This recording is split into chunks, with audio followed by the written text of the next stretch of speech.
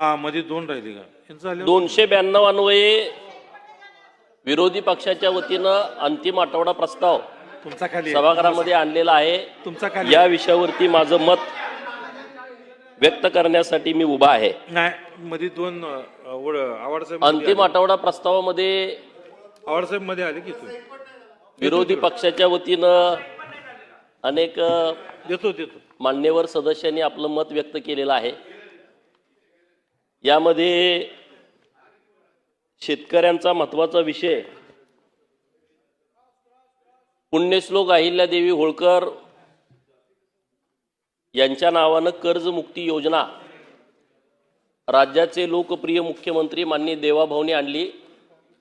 त्याबद्दल मी त्यांचं मनपूर्वक आभार व्यक्त करतो, अभिनंदन करतो। पुण्यश्लोक अहिल्यादेवींच्या त्रिशताब्दी जयंतीच्या निमित्तानं राज्यभर देशभर खूप कार्यक्रम झाले। 301वी जयंती झाली आणि या जयंतीच्या नंतर महाराष्ट्रातल्या शेतकऱ्यांच्या संदर्भातली कर्ज माफीची योजना आली। मुळामध्ये 7/12 ही पद्धतच पुण्यश्लोक अहिल्यादेवींच्या मूळरूढ झालेली आहे आणि शेतकऱ्यांच्या संदर्भामध्ये अनेक क्रांतिकारी निर्णय हे पुण्यश्लोक अहिल्यादेवींनी घेतले होते त्यांच्या राज्यकारभारामध्ये आणि त्याचाच भाग म्हणून त्यांना अभिवादन करण्याच्या निष्कलंक हेतूनं सरकारने अहिल्यादेवींच्या नावानं ही योजना जाहीर केली। त्याबद्दल मी सरकारचं मनपूर्वक आभार व्यक्त करतो। या राज्यामध्ये ज्या शेतकऱ्यांचं 2 लाखापर्यंत कर्ज थकीत आहे त्यांना 2 लाखाची माफी आणि जे रेग्युलर कर्ज भरतायत त्यांना 50,000 रुपयाचं प्रोत्साहन अनुदान हे राज्य सरकारच्या माध्यमातून देण्यात आलेलं आहे। शेतकऱ्यांच्या बद्दल कळवळा आणणारी लोक मला आता सभागृहामध्ये बोलताना दिसली। बाहेरचं त्यांचं वागणं वेगळं, सभागृहात बोलणं वेगळं। म्हणजे इतकं असं भारी वाटतं की अरे बापानो यांच्याशिवाय कुणी शेतकऱ्याला तारणारच नाहीये। म्हणजे इतकी इथं भाषणं व्यवस्थितपणे मांडणी त्यांची, इकडं शेतकऱ्यांच्या बाजूनं बोलायचं आणि तिकडं शेतकऱ्यांचा गळा कापून टाकायचा। मी ज्या विधानसभा मतदारसंघातून येतो त्या मतदारसंघामध्ये सातत्यानं दुष्काळ आहे, सातत्यानं दुष्काळ। देवाभाऊ 2014ला मुख्यमंत्री झाल्याच्या नंतर जतला 60 गावांना पाणी मिळालं, मंगळवेढ्याच्या काही गावांना पाणी मिळालं म्हैसाळ योजनेमधून। सांगोल्याचे आमदार साहेब इथं आहेत, मंगळवेढ्याचे आमदार साहेब अध्यक्ष खुर्चीमध्ये विराजमान आहेत। जतची 60 गावं, कवटे मंकाळ, मिरजचा पूर्व भाग, तासगावची काही गावं, या सगळ्या भागांना म्हैसाळमधून पाणी मिळालं। जत तालुक्यातला शेतकरी हा सातत्यानं दुष्काळाचा सामना करतोय। निसर्ग कोपलेला, 3-3, 4-4 वर्ष सलग पाऊस पडत नाही अशी परिस्थिती। आज पण इकडे मुंबईला पाऊस पडला, ठाण्याला पाऊस पडला, वसईला पाऊस पडला, कोकणात पाऊस पडला, लोणावळ्याला पडला, नाशिकला पडला, परंतु आपल्या भागात कुठंच पाऊस पडला नाही। जो पडलाय एकदम कमी प्रमाणामध्ये, म्हणजे एक वेळचं पण पाणी त्या पावसामुळं भागेल अशी परिस्थिती नाही। माझ्या जत तालुक्यातल्या लोकांनी 22,000 सभासदांनी गळ्यातलं मंगळसूत्र घाण ठेवून,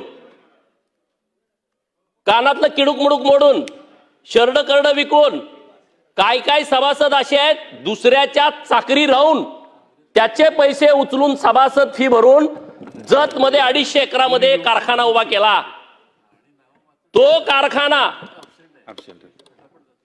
जत शहरामध्ये आहे, जिथं गुंट्याचा दर लाखामध्ये आहे। 250 एकर जागा, कारखान्याच्या मशिनरी, गोडाऊन, हे 40 कोटी रुपये ज्या लोकांनी ढापलं ती लोक इथं सभागृहामध्ये शेतकऱ्यांची बाजू घेत आहेत। लाज वाटायला पाहिजे, लाज। तुमच्यात जर शेतकऱ्याच्या बाजूची बोलायची हिंमत असेल, माझ्या जतचा साखर कारखाना पहिल्यांदा तुम्ही आमच्या सभासदांच्या नावावरती करा. 22,000 लोकांचा तो कारखाना आहे. अध्यक्ष महोदय, माझी विनंती आहे तुमच्याकडं, हा कारखाना कशा पद्धतीनं घेतला त्याची कागदपत्र मला मिळाली पाहिजेत. राज्य बँकेकडे आम्ही माणूस पाठवला, कागदपत्र देतो म्हणजे दिले नाहीत. जिल्हा बँकेकडे विचारलं, त्यांनी देऊ शकत नाहीत. सहकार आयुक्तांना विचारलं, अरे मग कुणी दिला कारखाना? हे जे आज इथं गप्पा मारतायत, सरकारच्या विरोधामध्ये भूमिका घेतायत, अरे जरा तरी लाजा वाटल्या पाहिजेत. सर्वोदय सहकारी साखर कारखाना या सभागृहाचे 4 वेळा सदस्य असणारे माजी आमदार स्वर्गीय पैलवान संभाजी अप्पा पवार यांनी रक्ताचं पाणी केलं. रोज सकाळी डबा भरून घरातून जेवणाचा घेऊन जायचे आणि तो कारखाना उभा केला. तो कारखाना या लोकांनी ढापला. कवठे मंकाळ दुष्काळी तालुका, 280 एकरामध्ये कवठे मंकाळ शहरातला कारखाना, जो कारखाना तिथल्या गोरगरीब लोकांनी सभासदांचे पैसे भरून उभा केला. 110 कोटी रुपये नुसते जिल्हा बँकेचं कर्ज आहे. 110 कोटी रुपये कोर्टानं त्यांना जागा विकायला परवानगी दिल्या. प्रवीण भाऊ, 35 लाख रुपये गुंठा जागेचा दर कोर्टानं निश्चित केलाय. मी हे नुसतं बोलायचं म्हणून बोलत नाही, कागदोपत्री आहे. कोर्टानं दर ठरवलाय. हार्ट ऑफ सिटी जागा आहे कवठे मंकाळ शहरामध्ये, आणि तो कारखाना आमच्या जिल्ह्यातल्या एका टग्याला ढापायचा आहे म्हणून तो जिल्हा बँकेकडून बंद पाडला. 110 कोटी रुपये नुसतं कर्ज, ज्याची प्रॉपर्टी तुम्ही बघा 280 एकर गुणुले करा. कारखान्याच्या मशिनरी, गोडाऊन सगळं एकदम चालू कारखाना. फक्त कारखाना घ्यायचा आहे ह्या राक्षसी भावनेतून हा शेतकऱ्यांचा कारखाना बंद पाडलाय. अरे त्यातली 10-20 एकर जमीन विकली तरी कारखान्याचं सगळं कर्ज फिटतंय. पण त्यांना तसं नाही, अख्खा कारखाना पाहिजे. जतच्या कारखान्याची 10 एकर जमीन विकली असती, कारखाना नील झाला असता. पण नाही आहे, अख्खा कारखाना पाहिजे. काटा मारायचं प्रमाण नाही. आणि इकडे गप्पा सरकारच्या विरोधात भूमिका. काय तुम्ही जर वागत असाल तसं भूमिका घ्या ना. तिकडे एक जण पंढरपूरमध्ये उपोषणाला बसतोय. अरे कारखाने महाराष्ट्रात ढापले किती त्याचा हिशोब द्या ना तुम्ही लोकांना. सभासदांचे कारखाने, मग आम्ही आता पंढरपूरला बसतोय, उपोषणाला आम्ही बसलोय. अरे कुणी उपोषणाला बसायचं? शेतकऱ्यांचा नेता व्हायचा आहे तुम्हाला, काम करा ना तुम्ही. या महाराष्ट्रातले किती कारखाने तुम्ही ढापले? 4 कोटी, 5 कोटी, 10 कोटी, 50 कोटी पर्यंत. परत तिथून उठले गेले संभाजीनगरला. अरे कन्नडचा कारखाना तुम्ही तिथल्या लोकांचा ढापलाय आणि तुम्ही आंदोलन करताय संभाजीनगरला. हे कारखाने द्या ना तुम्हाला. शेतकऱ्यांची जर तुम्हाला कळवळ आहे, शेतकऱ्यांच्या प्रती तुमची भावना स्वच्छ आहे, शेतकऱ्यांच्या प्रती तुमची भावना प्रामाणिक आहे, कारखाना सभासदांना देऊन टाका ना. कशासाठी तुम्ही हे करताय? काटामारी सगळ्यात मोठी तुमच्या कारखान्यावरती चालते. तुम्ही आम्हाला सांगणार, तुम्ही सरकारला सल्ले देणार. अरे कसं काय चालेल? अरे माझ्या सरकारनं परवाच्या दिवशी निर्णय केला, या महाराष्ट्रातल्या शेतकऱ्यांना मुरमाजला, माती उचलताना, दगडगोटे उचलताना अरे लोक त्रासून गेले होते. इकडून तलाठी साहेब आले, तिकडून कोतवाल आला, तिकडून तहसीलदार आले, घरावरती बोजा चढवला. माफ करून टाकलं सरकारनं. क्रांतिकारी निर्णय हा महाराष्ट्रातल्या शेतकऱ्यांच्यासाठी राज्य सरकारनं जी भूमिका घेतलेली आहे. अरे आम्ही काम करणारी लोक आहोत. आमच्या नेतृत्वाचे कारखाने नाहीत, आमच्या नेतृत्वाच्या सुतगिरण्या नाहीत, आमच्या नेतृत्वाने कुठल्या बँका लुटल्या नाहीत, कुठली अशी कर्ज 100, 200, 500 कोटी रुपयाची घेऊन बुडवलेली नाहीत. आमच्या नेतृत्वाची भूमिका स्वच्छ आणि स्पष्ट आहे.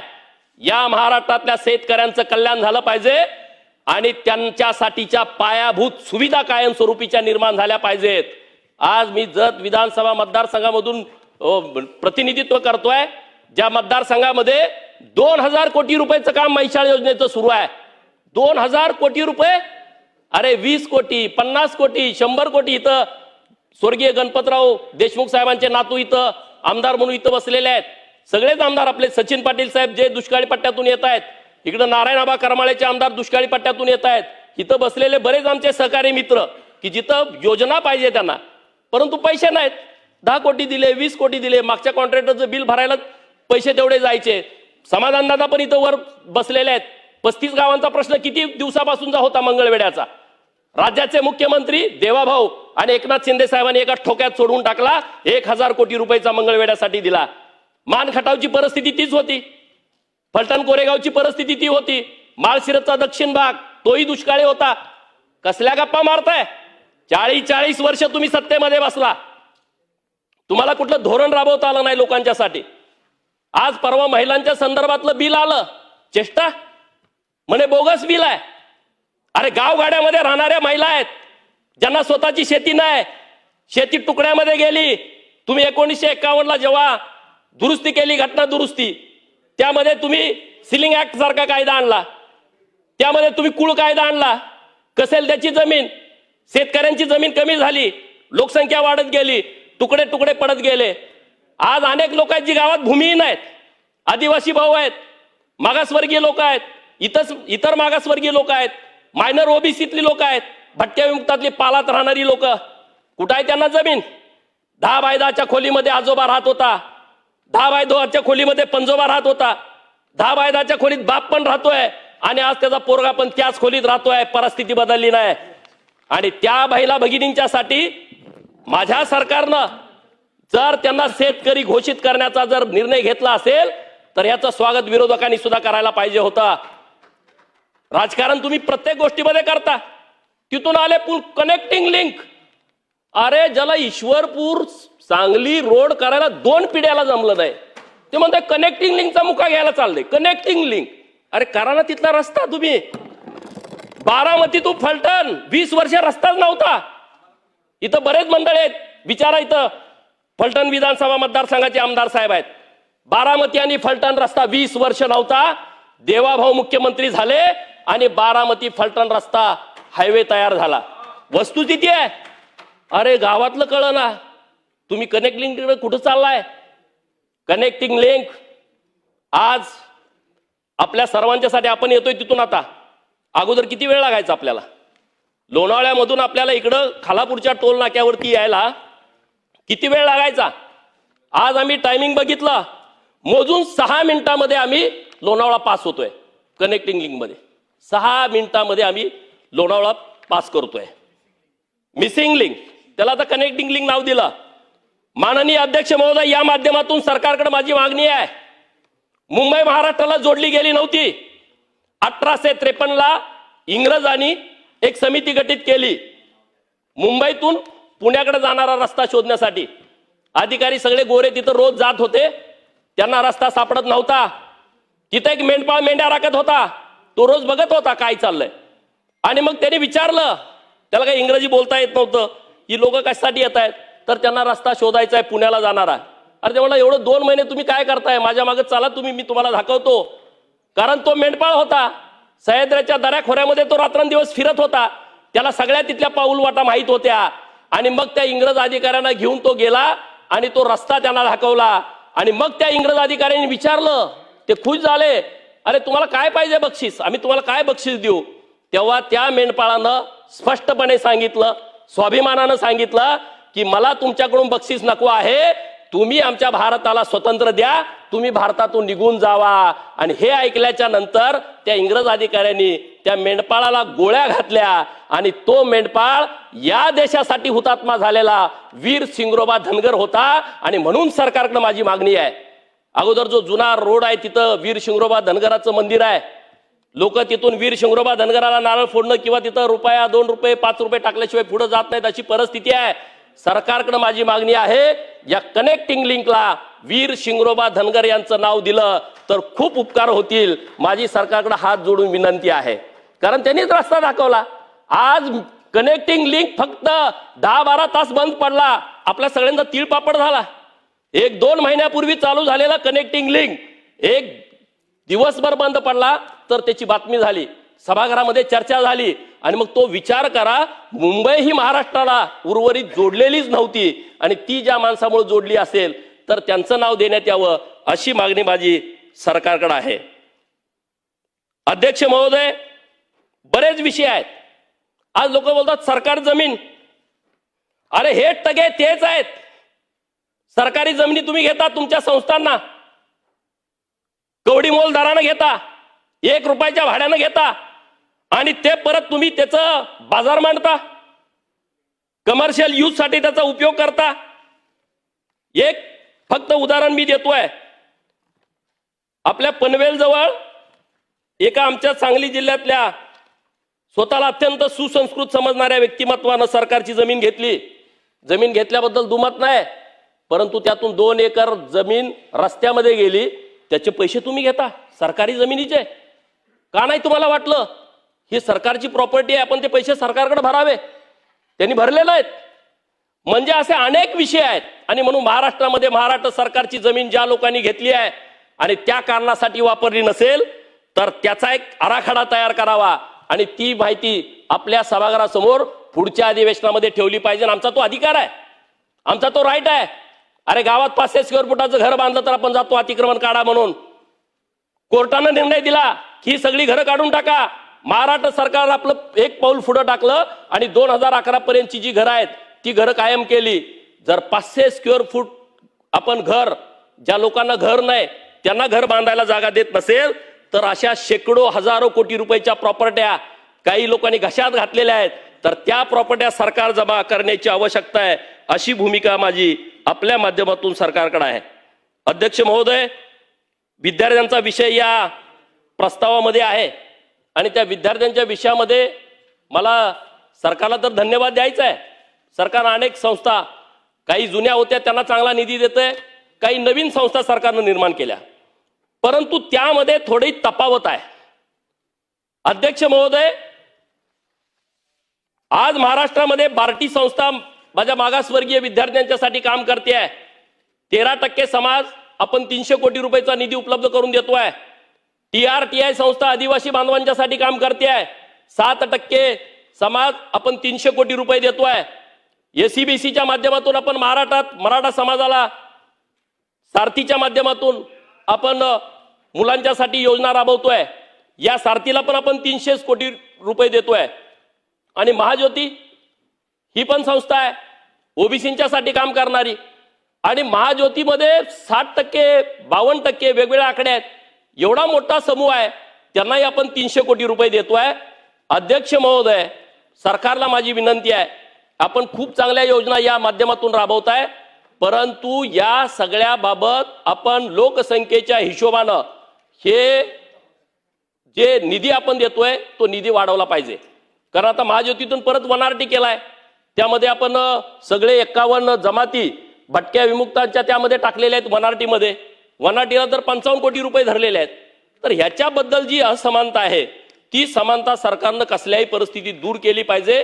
मी परत देवाभाऊंचा आभार व्यक्त करतो, एकनाथ शिंदे साहेबांचा आभार व्यक्त करतो, सुनेत्रा वहिनींचा आभार व्यक्त करतो. ह्या चांगल्या संस्था केल्या. आमची गावाकडची पोरं ज्यांच्याकडे परिस्थिती नाही, ज्यांच्याकडे पैसे नाही, या संस्थेच्या माध्यमातून शिकतायत, परंतु त्याच्यामध्ये असमानता होता कामा नये.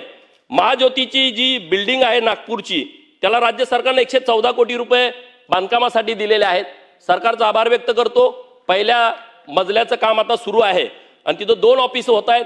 एक प्रशासकीय बिल्डिंग होती आहे आणि दुसरं ट्रेनिंग सेंटर होत आहे.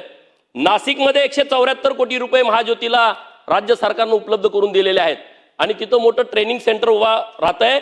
सरकारकडे माझी विनंती आहे, नाशिक झालं, नागपूर झालं, पुणे सेंटर प्लेस पडतंय, तर पुण्याच्या ठिकाणी एक चांगली भव्य इमारत व्हावी आणि तिथं शिवाजीनगरला बस स्थानकाच्या जवळ जी डेअरी विभागाची जी जमीन आहे दुग्ध विकासची, त्यामध्ये 3 हेक्टरपैकी 1 हेक्टर जमीन ही या संस्थेसाठी वनआरटीसाठी राज्य सरकारनं उपलब्ध करून द्यावी, अशी माझी विनंती माननीय अध्यक्ष महोदय यांच्या माध्यमातून आहे. बाकीचे विषय आहेत. अध्यक्ष महोदय, आताच बिल आलं होतं आणि बरेच लोक बोगस दाखले काढतायत ज्यांची मूळ नोंद आहे दुमत नाही, परंतु ओव्हर रायटिंग करणं, मागं काहीतरी लिहिणं, पुढं काहीतरी लिहिणं, जातीचा दाखला काढणं. अरे मग या अधिकाऱ्यांना काहीतरी त्यांच्यावरच काहीतरी बंधन आणा ना. जर एखाद्या अधिकाऱ्याकडून चुकीचा जातीचा दाखला गेला तर त्याच्यावर काहीच कारवाई नाही, त्याला काय आपण जबाबदार धरत नाही, त्याच्यावरती काहीतरी कारवाई होण्याची आवश्यकता आहे. आणि म्हणून सरकारकडे माझी मागणी अशी आहे की आता ओबीसीच्या संदर्भामध्ये, ओबीसी आरक्षणाच्या चळवळीमध्ये 16 मुलांनी आत्महत्या केलेल्या आहेत. 16 मुलांनी आत्महत्या केल्या आहेत. सरकारकडे माझं मागणं आहे, या 16 मुलांच्या कुटुंबियांना 10 लाख रुपये प्रत्येकी आणि प्रत्येकाला सरकारी नोकरी. धनगर आरक्षणामध्ये 12 पोरांनी आत्महत्या केलेल्या आहेत आणि त्या मुलांना सुद्धा अशाच पद्धतीनं एक प्रत्येक घरामध्ये सरकारी नोकरी आणि त्यांना 10 लाख रुपयाचा निधी हा राज्य सरकारनं उपलब्ध करून द्यावा.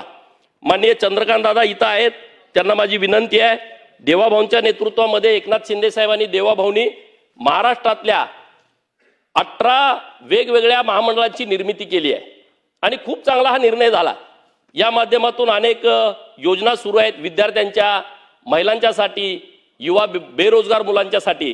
आणि आता ही 18 महामंडळं वेगवेगळ्या म्हणजे वसंतराव नाईक विमुक्त जाती भटक्या जमाती महामंडळाच्या माध्यमातून आहेत. महाराष्ट्र राज्य इतर मागासवर्गीय महामंडळाच्या माध्यमातून ही सगळी मंडळं नेमलेली आहेत. माननीय मुख्यमंत्री महोदयांना पण मी निवेदन दिलेलं आहे की याला आपण उपाध्यक्ष नेमलाय. दादा माझी विनंती आहे, याला आपण अध्यक्ष नेमला पाहिजे, त्याला राज्यमंत्री किंवा कॅबिनेट मंत्र्याचा दर्जा दिला पाहिजे. आपण 3 सदस्य त्यामध्ये घेतोय. आपल्याकडे मराठवाडा आहे, विदर्भ आहे, खानदेश आहे, कोकण आहे, पश्चिम महाराष्ट्र आहे, मुंबई आहे. हेच प्रांत झाले तर 6 प्रांत आहेत आणि मग जर एखादा सदस्य द्यायचं म्हटलं तरी ते सगळे सदस्य बसणार नाहीत. आणि म्हणून सदस्याची संख्या वाढवणं आणि ह्या सगळ्या अध्यक्षांची नेमणूक लवकरात लवकर करणं अशी मागणी आपल्या माध्यमातून सरकारला आहे. मी आणि अध्यक्ष महोदय तुम्ही पण ज्या मतदारसंघाचं नेतृत्व करताय तिथं महात्मा बसवेश्वरांचं पवित्र स्थळ आहे आणि मागं माननीय जयभाऊ गोरे यांच्या नेतृत्वात बैठक पण आपली झाली इथं की आपल्या मंगळवेढ्याला भव्य दिव्य स्मारक व्हावं. कृष्णा तलावाजवळची जागा पण फायनल झाली आणि ते लवकरात लवकर स्मारक व्हावं. दुसरा मुद्दा असा आहे की महाराष्ट्रामध्ये लिंगायत समाज खूप मोठ्या प्रमाणात आहे.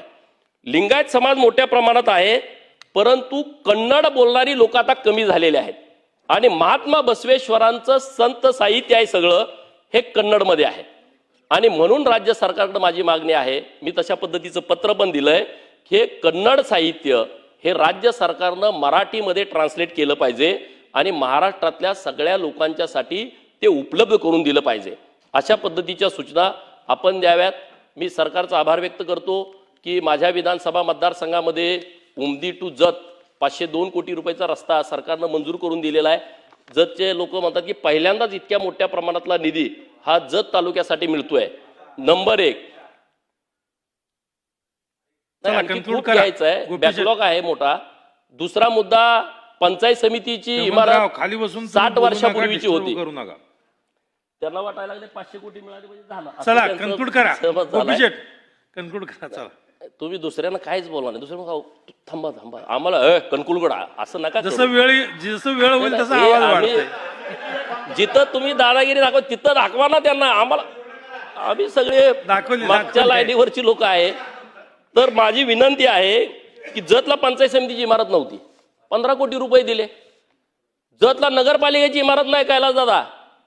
10 बायताच्या आमच्या चेंबरमध्ये आमचे शिव पण बसतेत, नगराध्यक्ष पण, उपनगराध्यक्ष पण, आमच्या नगरसेवकाची मीटिंग पण. कसं शक्य आहे सांगा? म्हणजे किती मागास ठेवलं. ही लोक इथं बोलतात ना 20-20 वर्ष सभागृहात मंत्री म्हणून राहिलेले आहेत. अन्याय दुसऱ्या कोणी केला नाही आमच्यावर.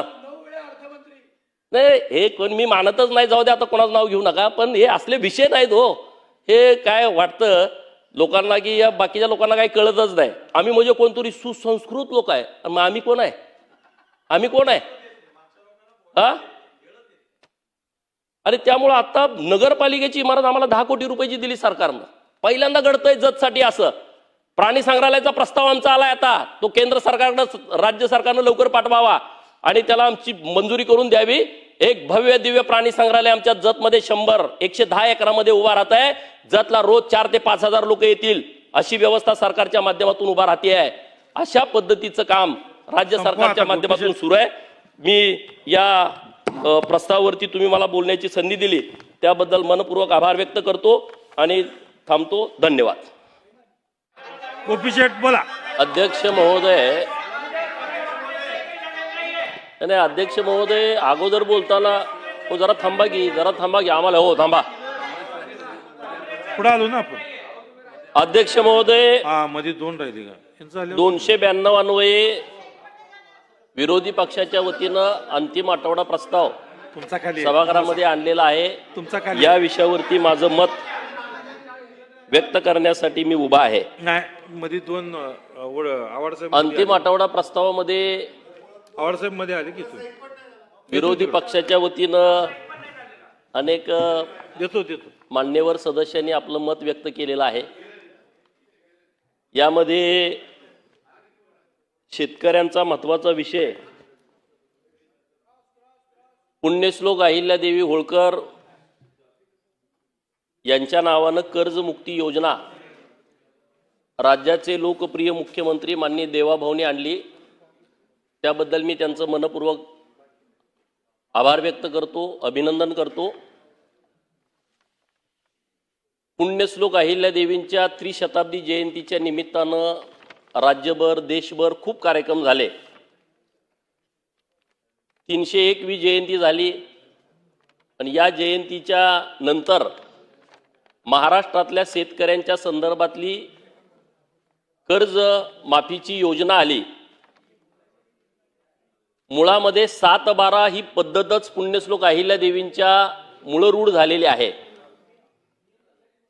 आणि शेतकऱ्यांच्या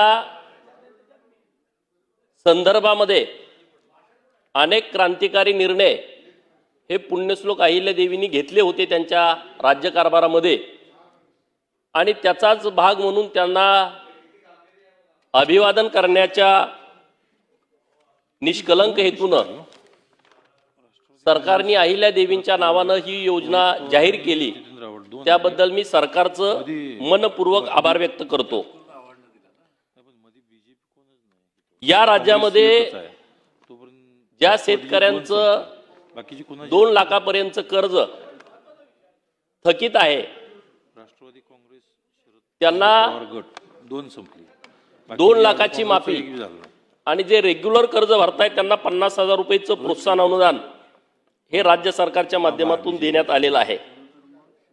शेतकऱ्यांच्या बद्दल कळवळा आणणारी लोक मला आता सभागृहामध्ये बोलताना दिसली.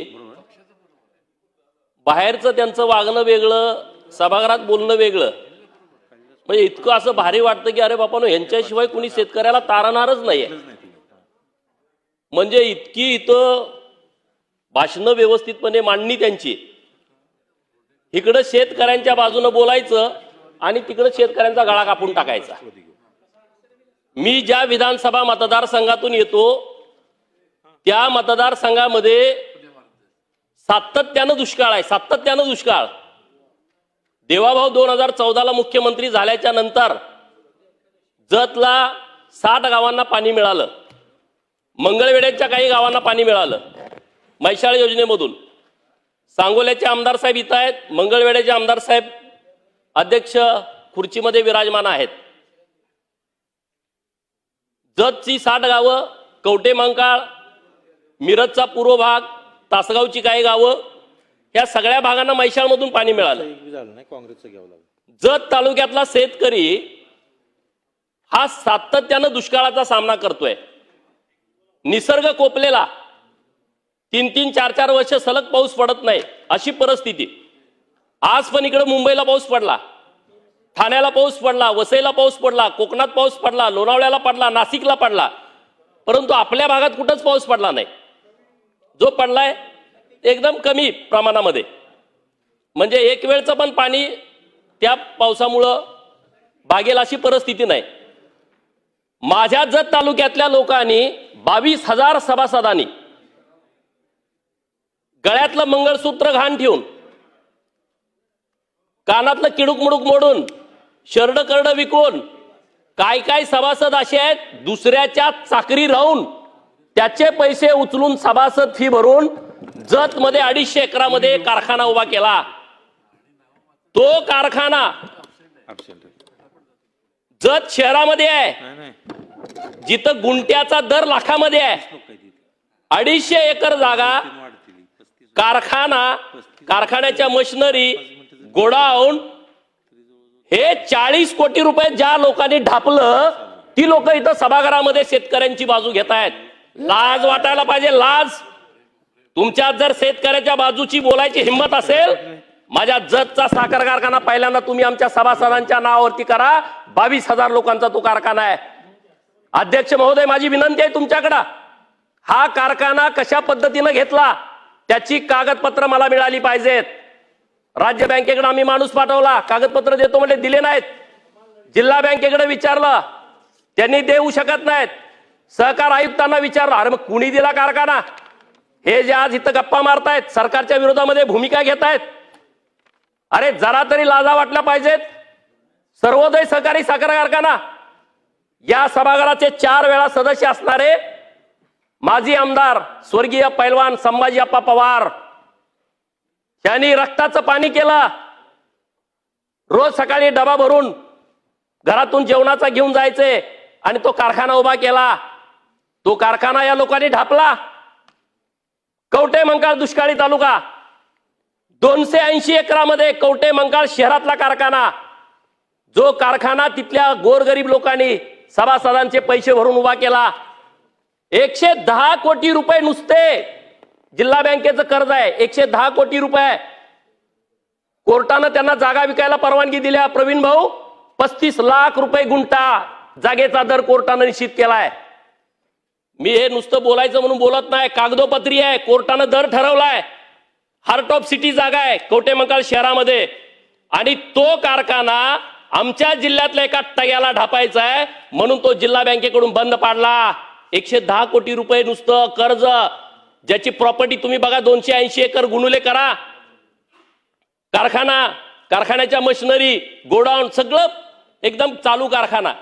फक्त कारखाना घ्यायचा आहे ह्या राक्षसी भावनेतून हा शेतकऱ्यांचा कारखाना बंद पाडलाय. अरे त्यातली 10-20 एकर जमीन विकली तरी कारखान्याचं सगळं कर्ज फिटतंय. पण त्यांना तसं नाही, अख्खा कारखाना पाहिजे. जतच्या कारखान्याची 10 एकर जमीन विकली असती, कारखाना नील झाला असता. पण नाही आहे, अख्खा कारखाना पाहिजे. काटा मारायचं प्रमाण नाही. आणि इकडे गप्पा सरकारच्या विरोधात भूमिका. काय तुम्ही जर वागत असाल तसे भूमिका घ्या ना. तिकडे एक जण पंढरपूरमध्ये उपोषणाला बसतोय. अरे कारखाने महाराष्ट्रात ढापले किती त्याचा हिशोब द्या ना तुम्ही लोकांना. सभासदांचे कारखाने, मग आम्ही आता पंढरपूरला बसतोय, उपोषणाला आम्ही बसलोय. अरे कुणी उपोषणाला बसायचं? शेतकऱ्यांचा नेता व्हायचा आहे तुम्हाला, काम करा ना तुम्ही. या महाराष्ट्रातले किती कारखाने तुम्ही ढापले? 4 कोटी, 5 कोटी, 10 कोटी, 50 कोटी पर्यंत. परत तिथून उठले गेले औरंगाबाद, संभाजीनगरला. अरे कन्नडचा कारखाना तुम्ही तिथल्या लोकांचा ढापलाय आणि तुम्ही आंदोलन करताय संभाजीनगरला. हे कारखाने द्या ना तुम्हाला. शेतकऱ्यांची जर तुम्हाला कळवळ आहे, शेतकऱ्यांच्या प्रती तुमची भावना स्वच्छ आहे, शेतकऱ्यांच्या प्रती तुमची भावना प्रामाणिक आहे, कारखाना सभासदांना देऊन टाका ना.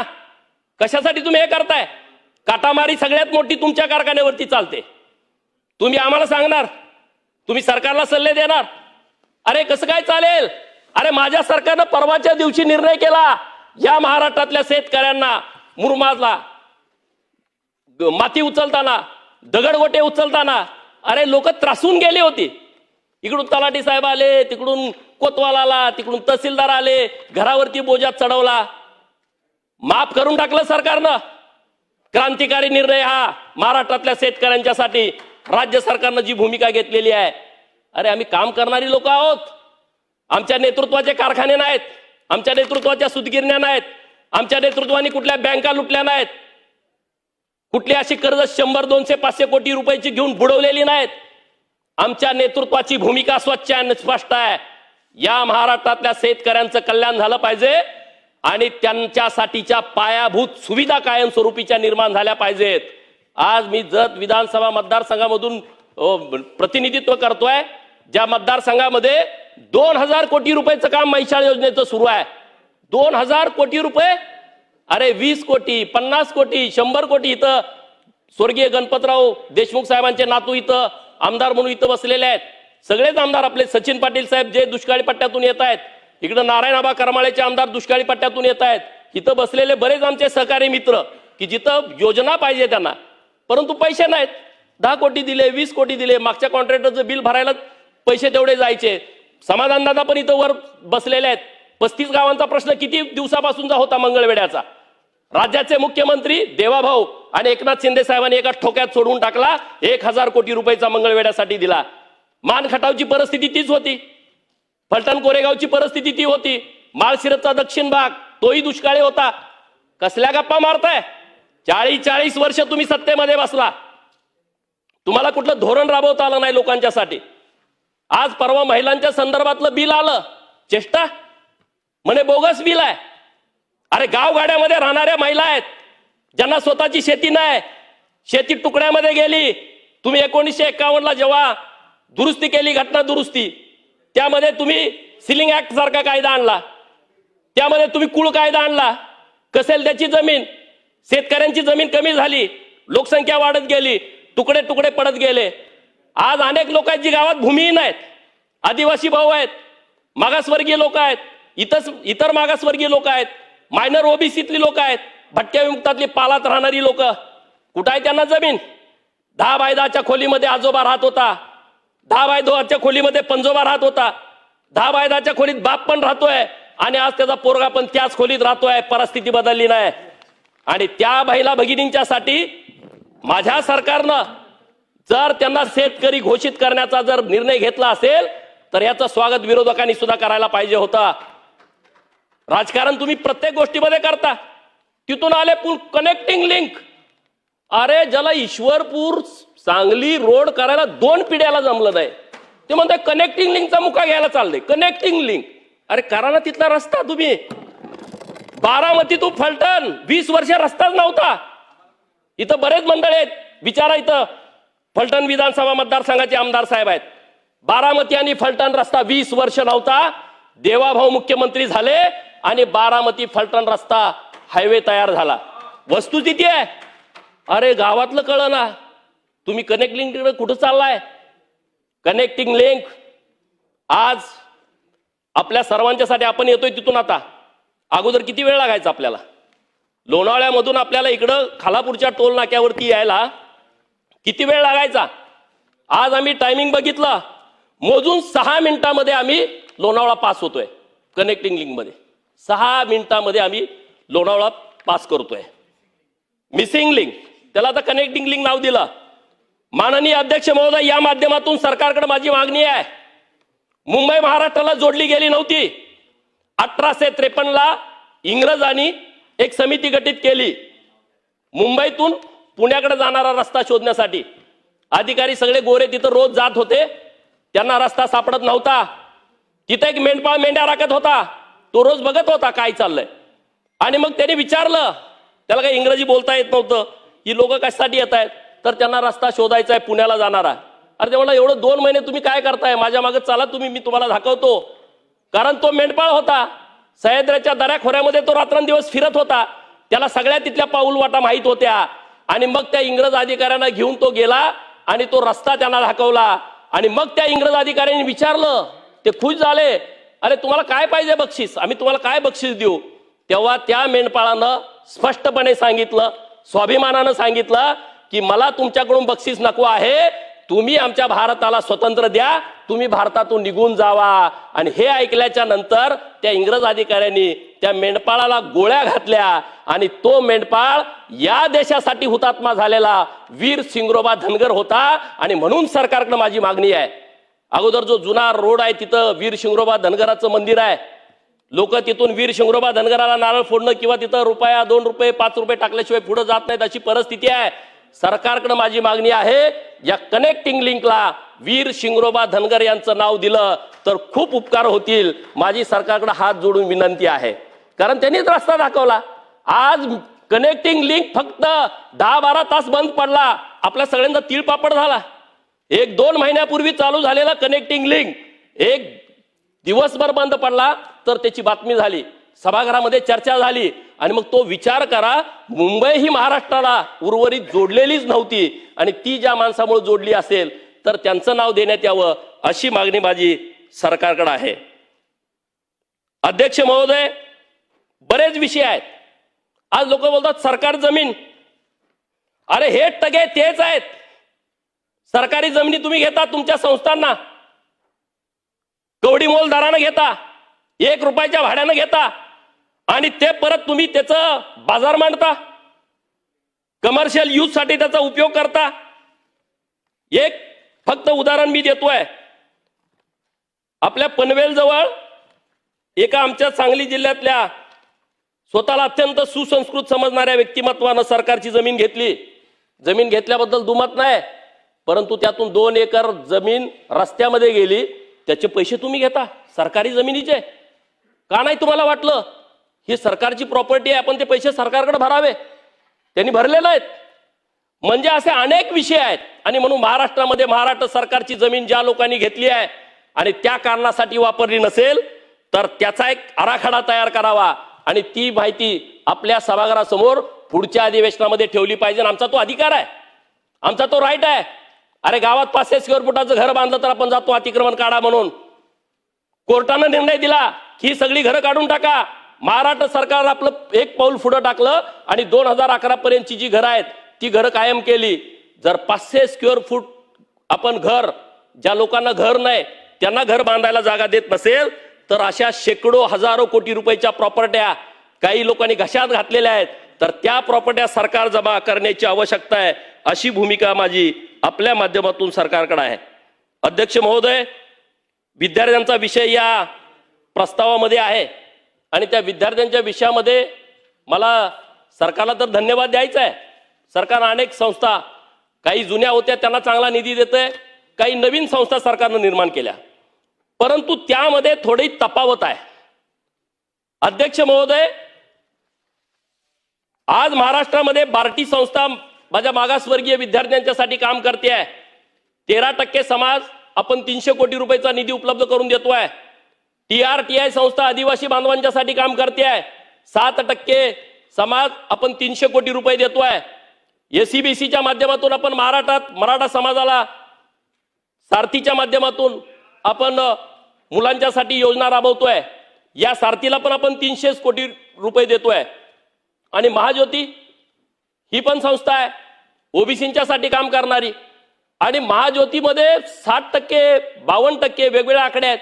एवढा मोठा समूह आहे, त्यांनाही आपण 300 कोटी रुपये देतोय. अध्यक्ष महोदय, सरकारला माझी विनंती आहे, आपण खूप चांगल्या योजना या माध्यमातून राबवताय, परंतु या सगळ्या बाबत आपण लोकसंख्येच्या हिशोबानं हे जे निधी आपण देतोय तो निधी वाढवला पाहिजे. कारण आता महाज्योतीतून परत वनआरटी केलाय, त्यामध्ये आपण सगळे 51 जमाती भटक्या विमुक्तांच्या त्यामध्ये टाकलेल्या आहेत वनआरटीमध्ये. वनआरटीला तर 55 कोटी रुपये धरलेले आहेत. तर ह्याच्याबद्दल जी असमानता आहे ती समानता सरकारनं कसल्याही परिस्थितीत दूर केली पाहिजे. मी परत देवाभाऊंचा आभार व्यक्त करतो, एकनाथ शिंदे साहेबांचा आभार व्यक्त करतो, सुनेत्रा वहिनींचा आभार व्यक्त करतो. ह्या चांगल्या संस्था केल्या. आमची गावाकडची पोरं ज्यांच्याकडे परिस्थिती नाही, ज्यांच्याकडे पैसे नाही, या संस्थेच्या माध्यमातून शिकतायत, परंतु त्याच्यामध्ये असमानता होता कामा नये. महाज्योतीची जी बिल्डिंग आहे नागपूरची, त्याला राज्य सरकारने 114 कोटी रुपये बांधकामासाठी दिलेले आहेत. सरकारचा आभार व्यक्त करतो. पहिल्या मजल्याचं काम आता सुरू आहे आणि तिथं 2 ऑफिस होत आहेत. एक प्रशासकीय बिल्डिंग होती आहे आणि दुसरं ट्रेनिंग सेंटर होत आहे. नाशिकमध्ये 174 कोटी रुपये महाज्योतीला राज्य सरकारनं उपलब्ध करून दिलेले आहेत आणि तिथं मोठं ट्रेनिंग सेंटर उभा राहत आहे. सरकारकडे माझी विनंती आहे, नाशिक झालं, नागपूर झालं, पुणे सेंटर प्लेस पडतंय, तर पुण्याच्या ठिकाणी एक चांगली भव्य इमारत व्हावी आणि तिथं शिवाजीनगरला बस स्थानकाच्या जवळ जी डेअरी विभागाची जी जमीन आहे दुग्ध विकासची, त्यामध्ये 3 हेक्टरपैकी 1 हेक्टर जमीन ही या संस्थेसाठी वनआरटीसाठी राज्य सरकारनं उपलब्ध करून द्यावी, अशी माझी विनंती माननीय अध्यक्ष महोदय यांच्या माध्यमातून आहे. बाकीचे विषय आहेत. अध्यक्ष महोदय, आताच बिल आलं होतं आणि बरेच लोक बोगस दाखले काढतायत ज्यांची मूळ नोंद आहे दुमत नाही, परंतु ओव्हर रायटिंग करणं, मागं काहीतरी लिहिणं, पुढं काहीतरी लिहिणं, जातीचा दाखला काढणं. अरे मग या अधिकाऱ्यांना काहीतरी त्यांच्यावरच काहीतरी बंधन आणा ना. जर एखाद्या अधिकाऱ्याकडून चुकीचा जातीचा दाखला गेला तर त्याच्यावर काहीच कारवाई नाही, त्याला काय आपण जबाबदार धरत नाही, त्याच्यावरती काहीतरी कारवाई होण्याची आवश्यकता आहे. आणि म्हणून सरकारकडे माझी मागणी अशी आहे की आता ओबीसीच्या संदर्भामध्ये, ओबीसी आरक्षणाच्या चळवळीमध्ये 16 मुलांनी आत्महत्या केलेल्या आहेत. 16 मुलांनी आत्महत्या केल्या आहेत. सरकारकडे माझं मागणं आहे, या 16 मुलांच्या कुटुंबियांना 10 लाख रुपये प्रत्येकी आणि प्रत्येकाला सरकारी नोकरी. धनगर आरक्षणामध्ये 12 पोरांनी आत्महत्या केलेल्या आहेत आणि त्या मुलांना सुद्धा अशाच पद्धतीनं एक प्रत्येक घरामध्ये सरकारी नोकरी आणि त्यांना 10 लाख रुपयाचा निधी हा राज्य सरकारनं उपलब्ध करून द्यावा. माननीय चंद्रकांत दादा इथं आहेत, त्यांना माझी विनंती आहे देवाभाऊंच्या नेतृत्वामध्ये एकनाथ शिंदे साहेबांनी देवाभाऊंनी महाराष्ट्रातल्या 18 वेगवेगळ्या महामंडळांची निर्मिती केली आहे आणि खूप चांगला हा निर्णय झाला. या माध्यमातून अनेक योजना सुरू आहेत विद्यार्थ्यांच्या, महिलांच्यासाठी, युवा बेरोजगार मुलांच्यासाठी. आणि आता ही 18 महामंडळं वेगवेगळ्या म्हणजे वसंतराव नाईक विमुक्त जाती, भटक्या जमाती महामंडळाच्या माध्यमातून आहेत. महाराष्ट्र राज्य इतर मागासवर्गीय महामंडळाच्या माध्यमातून ही सगळी मंडळं नेमलेली आहेत. माननीय मुख्यमंत्री महोदयांना पण मी निवेदन दिलेलं आहे की याला आपण उपाध्यक्ष नेमलाय. दादा, माझी विनंती आहे, याला आपण अध्यक्ष नेमला पाहिजे, त्याला राज्यमंत्री किंवा कॅबिनेट मंत्र्याचा दर्जा दिला पाहिजे. आपण 3 सदस्य त्यामध्ये घेतोय. आपल्याकडे मराठवाडा आहे, विदर्भ आहे, खानदेश आहे, कोकण आहे, पश्चिम महाराष्ट्र आहे, मुंबई आहे. हेच प्रांत झाले तर 6-7 प्रांत आहेत. आणि मग जर एखादा सदस्य द्यायचं म्हटलं तरी ते सगळे सदस्य बसणार नाहीत. आणि म्हणून सदस्याची संख्या वाढवणं आणि ह्या सगळ्या अध्यक्षांची नेमणूक लवकरात लवकर करणं अशी मागणी आपल्या माध्यमातून सरकारला आहे. मी आणि अध्यक्ष महोदय, तुम्ही पण ज्या मतदारसंघाचं नेतृत्व करताय तिथं महात्मा बसवेश्वरांचं पवित्र स्थळ आहे आणि मागं माननीय जयाभाऊ गोरे यांच्या नेतृत्वात बैठक पण आपली झाली इथं की आपल्या मंगळवेढ्याला भव्य दिव्य स्मारक व्हावं. कृष्णा तलावाजवळची जागा पण फायनल झाली आणि ते लवकरात लवकर स्मारक व्हावं. दुसरा मुद्दा असा आहे की महाराष्ट्रामध्ये लिंगायत समाज खूप मोठ्या प्रमाणात आहे. लिंगायत समाज मोठ्या प्रमाणात आहे, परंतु कन्नड बोलणारी लोक आता कमी झालेले आहेत आणि महात्मा बसवेश्वरांचं संत साहित्य आहे सगळं हे कन्नडमध्ये आहे. आणि म्हणून राज्य सरकारकडे माझी मागणी आहे, मी तशा पद्धतीचं पत्र पण दिलंय, हे कन्नड साहित्य हे राज्य सरकारनं मराठीमध्ये ट्रान्सलेट केलं पाहिजे आणि महाराष्ट्रातल्या सगळ्या लोकांच्यासाठी ते उपलब्ध करून दिलं पाहिजे. अशा पद्धतीच्या सूचना आपण द्याव्यात. मी सरकारचा आभार व्यक्त करतो की माझ्या विधानसभा मतदारसंघामध्ये उमदी टू जत 502 कोटी रुपयाचा रस्ता सरकारनं मंजूर करून दिलेला आहे. जतचे लोक म्हणतात की पहिल्यांदाच इतक्या मोठ्या प्रमाणातला निधी हा जत तालुक्यासाठी मिळतोय. नंबर 1 घ्यायचा आहे, बॅकलॉग आहे मोठा. दुसरा मुद्दा, पंचायत समितीची इमारत खाली बसून 60 वर्षापूर्वीची होती. त्यांना वाटायला लागले 500 कोटी मिळाले म्हणजे झालं. चला कन्क्लूड करा, कन्क्लूड करा. चला, तुम्ही दुसऱ्यांना काहीच बोलणार नाही. दुसऱ्यांना थांबा थांबा, आम्हाला कन्क्लूड करा असं नका. जसं वेळ होईल तसा आवाज वाढतोय. जिथं तुम्ही दादागिरी दाखवा तिथं दाखवा ना त्यांना. आम्हाला, आम्ही सगळे मागच्या लाईनीवरची लोक आहे. तर माझी विनंती आहे की जतला पंचायत समितीची इमारत नव्हती, 15 कोटी रुपये दिले. जतला नगरपालिकेची इमारत नाही कैलास दादा. 10 बाय 10च्या आमच्या चेंबरमध्ये आमचे शिव पण बसतेत, नगराध्यक्ष पण, उपनगराध्यक्ष पण, आमच्या नगरसेवकाची मीटिंग पण. कसं शक्य आहे सांगा? म्हणजे किती मागास ठेवलं. ही लोक इथं बोलतात ना 20-20 वर्ष सभागृहात मंत्री म्हणून राहिलेले आहेत. अन्याय दुसऱ्या कोणी केला नाही आमच्यावर. नाही, हे कोण मी मानतच नाही, जाऊ दे आता कोणाचं नाव घेऊ नका. पण हे असले विषय नाहीत हो.